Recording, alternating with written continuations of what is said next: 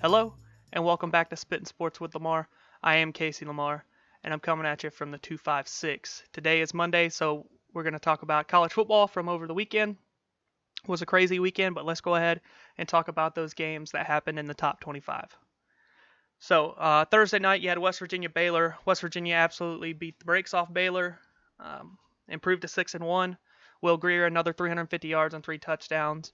58-14, they were up 41-0 at halftime, so no problems for West Virginia there to improve to 6-1 and 4-1 in Big 12 play. You had Appalachian State. It was their first week in the rankings, and they got ran off the field by Georgia Southern. Appalachian State came in at 25 this past weekend and immediately decided to go out and get beat. I wouldn't say they decided that, but Georgia Southern helped make that decision easier by just completely outplaying them. 34-14 was the final score there. You had another new team to the top 25 play on Friday night in Utah. Really no issues when all was said and done with UCLA. 41-10 was the final for Utah. Utah, one of the only 2 ranked teams in the Pac-12 right now. So no issues with UCLA. UCLA is in the middle of what could be quite a little bit of a lengthy rebuild, I should say. They're 2-6 this year. Chip Kelly got a long way to go to get UCLA back to where they want to be. 41-10 for Utah over UCLA. Saturday, Clemson handed Florida State one of their worst losses ever. 49 points on their home field, on Florida State's home field. 59-10. Clemson scored 28 in the second quarter and 24 in the third. Florida State's a dumpster fire right now, and Clemson, they're really head and shoulders. It's them and everybody else in the ACC, and they just the gap in the ACC right now is just ridiculous with Clemson to everybody else. What used to be one of the biggest games every season, not just in the ACC, was now a laughingstock this past Saturday, with Clemson just absolutely destroying Florida State 59-10. And Notre Dame, they just continue to win games. That's all they got to do at this point, and they're guaranteed a spot in the playoffs as long as they don't pull a Notre Dame and lose to somebody they shouldn't. But they definitely didn't do that Saturday. They were up 27-0 at halftime on Navy. They ended up winning 44-22 over the Midshipmen. No problems there for Notre Dame. They improved to 8-0. Next, the biggest upset of the weekend, considering Texas was number 6, they just laid an egg against Oklahoma State. The final score was 38-35 for the Cowboys. Texas tried their best to fight back towards the end, but it just wasn't enough. Oklahoma State finally set down the Longhorns. The Longhorns tried their best to do all they could to try to win it, but it just wasn't enough. Too little, too late. In Texas, they laid an egg, like a lot of people thought they might do at some point. A lot of people thought Texas is back, but they are not back into national title contention, unfortunately for Texas. They fall to the Cowboys 38-35 on Saturday. Next one was the game of the weekend coming in. You had number 9 Florida versus number 7 Georgia. Florida, you take away the early turnovers, this probably would have been a different game because Georgia cashed in on those.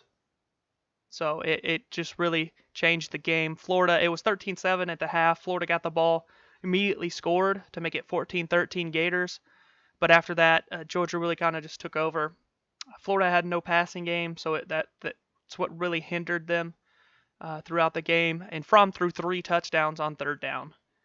They ended up just pulling away. The Gators defense, they just couldn't hold up over the 60 minutes with their offense, not really getting a whole lot done, and the turnovers is what really hurt them and changed the game early. Even though Florida did take the lead in the third quarter, it just changed the game. Georgia being able to get those easy points to start, because Florida in the first half, until one of those closing drives, they had held them to less than 100 yards, and Georgia had 70 on the opening drive of the game. So they held them to basically 20 yards until the final drive of the second half when Georgia went and kicked a field goal to make it 13-7. But when all was said and done, Georgia showed that they were really the better team. Like many expected, I thought Florida had a really good chance to get them while there was while it was good to play Georgia, because Georgia, they did get the bye week, but their last game they had really just gotten beat up by LSU. So I thought Florida, they were playing riding a high. Thought they really had a chance, but Georgia showed why they were playing for a national title last year, and they're expected to still possibly play for one this year. But Georgia really put away Florida in the second half. 36-17 was the final. Bulldogs over the Gators. Next, you had Oklahoma, Kansas State. Oklahoma, they did what you'd expect them to do to a team like Kansas State right now. 51-14 Sooners. Right back in it with that Texas loss. Texas, West Virginia, Oklahoma. Comes down to those three to see who's going to win it all in the Big 12. But Oklahoma 51-14. They're now 7-1. Kentucky, they're standing in the fire and still finding a way to fight it off at this point. Saturday, they really didn't seem to do. They really weren't doing anything. They were up 3-0 after the first, but Missouri went up 14-3 into halftime, and Kentucky's defense in the second half was just ridiculous. They gave up 0 first downs, 7 or 8 straight 3 and outs, but obviously that's what happens when you don't have any first downs, you get 3 and outs. But Kentucky's defense just stepped up and showed that they really are an elite group on the defensive side of the ball. They just took away Missouri completely. They were just waiting on their offense to do something. That came with 5.5 minutes left in the second half, or in the fourth quarter. In the fourth quarter, they had that punt return for a touchdown, and then they got the ball back with less than 2 minutes left, and Terry Wilson led them down the field. They got that pass interference on the last play of the game on Missouri, which gave one untimed down, and Kentucky cashed in with a touchdown pass. Surprisingly, they didn't give it to Benny Snell. They threw it and caught it and scored it to stay at 7-1 and 5-1 in SEC play. Wilson, he finally had over 200 yards passing. He had 267 and a touchdown. Kentucky's going to have to play offense this upcoming Saturday, but they got the job done. They're standing in the fire and still finding a way to fight it off and win the football game. It's kind of shocking how they've been able to win some of these games, or been able to just sneak past the upsets. 15-14, Kentucky won.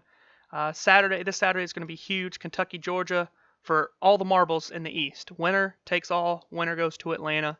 It helps Kentucky that it's on their home field, but Georgia's a different monster than what they've been playing with. So, but should be a good game on Saturday. Ready to see it happen. Next, you had Washington State off their huge win over the Oregon Ducks. They got jumped on early by Stanford. They fought back, and won the football game 41-38. Wazoo's quarterback had another 400-yard game and 3 touchdowns. He's averaging over 400 yards a game right now. But Washington State, they're the class of the Pac-12 right now. They improved to 7-1, 4-1 in Pac-12 play with their late victory over the Stanford Cardinal, 41-38. Washington, the team that everybody thought was going to be the class of the Pac-12 at the start of the season, is now an unranked team after their loss to Cal on Saturday. 12-10 was the final score. Really just a slow rolling, not a lot of offense, grinded out game that California ended up winning. It was 7-6 Washington at the half. California put on 6 points in the third, and that's all they needed to knock off the Washington Huskies. California won 12-10. They're now 5-3, and Washington is now 6-3, with sitting at 4-2 in Pac-12 play. You got Texas A&M, the Aggies. They went into Mississippi State on Saturday and took a big loss.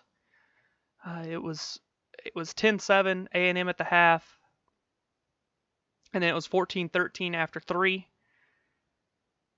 for Mississippi State, and then it was all Mississippi State in the fourth quarter. Fitzgerald, he threw for over 200 yards. He ran for another 88, with 76 of those coming on one play. Long rushing touchdown for him.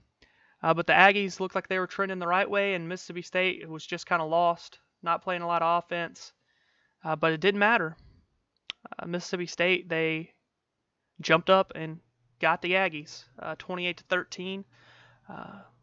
A&M's now 25th. Mississippi State's back in the rankings at 21. But Mississippi State back on the right track, 28-13 over Texas A&M. Next, you had number 18 and number 17.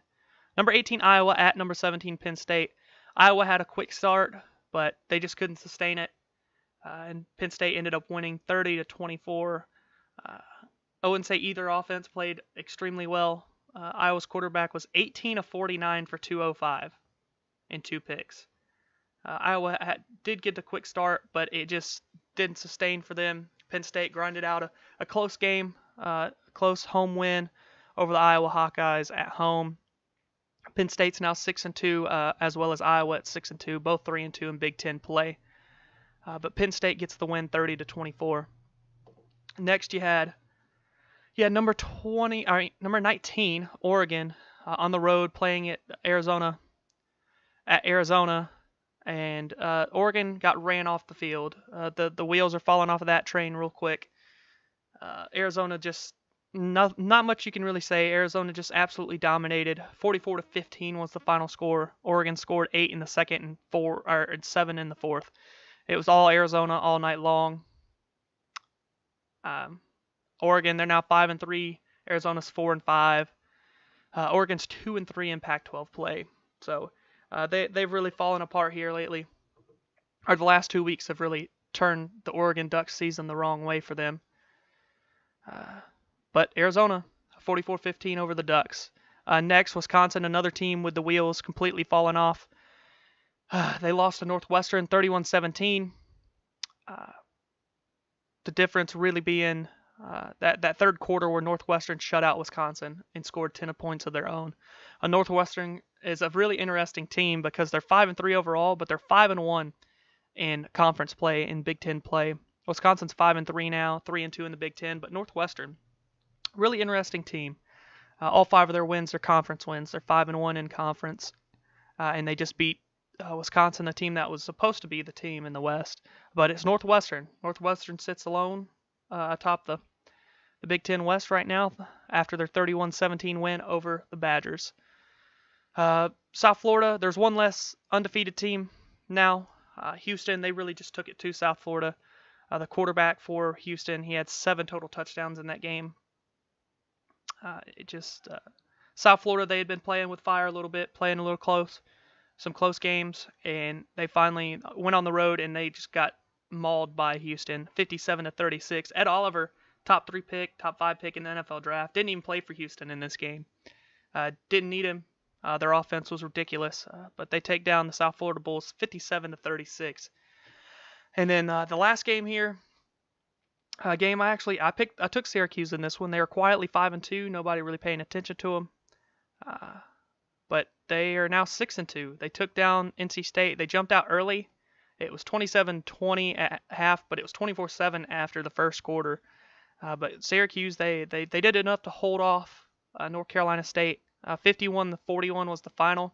Syracuse 6-2, much improved, much better than a lot of people were really giving them a chance at. North Carolina State riding the slide down at this point. I thought after last week, the way they got ran off the field by Clemson, I figured a perfect prime time for Syracuse to jump on them and knock NC State even further down. But the final score is 51-41. Syracuse, they're now 6-2. NC State is now 5-2. Take a quick look at the rankings. The top 5 is unchanged. You got Bama, Clemson, Notre Dame, LSU, Michigan. This is where the changes start. Georgia jumped up to 6. Oklahoma jumped up to 7. Ohio State jumped up 3 spots on a bye week to number 8. UCF moved up to 9. Washington State jumped forward to number 10. Kentucky gained another spot with their very close win over Missouri, up to 11. West Virginia's back up to 12. Florida fell 4 spots, only 4 spots to number 13. Penn State moved up 3-14. Texas, after their loss to Oklahoma State, fell 9 spots to number 15. Utah improved 7 spots to 16 after their win over UCLA. And then you got a bunch of teams that weren't ranked last week now in the top 25. You got Houston at 17. You got Utah State at 18. Iowa fell 1 spot to 19 after their loss. Fresno State's in at 20 now. Mississippi State's in at 21. Syracuse in at 22. Virginia currently leading their division over there in the ACC. Very quietly leading their division. They're now 23. Boston College back in the rankings at 24. And Texas A&M fell 9 spots to 25. But that is all the games. That is all I wanted to talk about for college football headed into Week 10. You got some huge games this weekend, specifically a top 4 matchup with Alabama and LSU. And then you have the deciding game in the SEC East. You got Kentucky, Georgia in Lexington this weekend. But I look forward to talking more about those on College Picks on Friday. But that is it for the college football review for Week 9. If you enjoyed this video, leave a big thumbs up, like the video. Share the content, subscribe to the channel for more videos like this as well as the others that I have. I think I might do one more to talk about the Boston Red Sox winning the World Series, but I'll just see about that in just a little bit. But this has been Spittin' Sports with Lamar. I am Casey Lamar. I look forward to seeing you all tomorrow.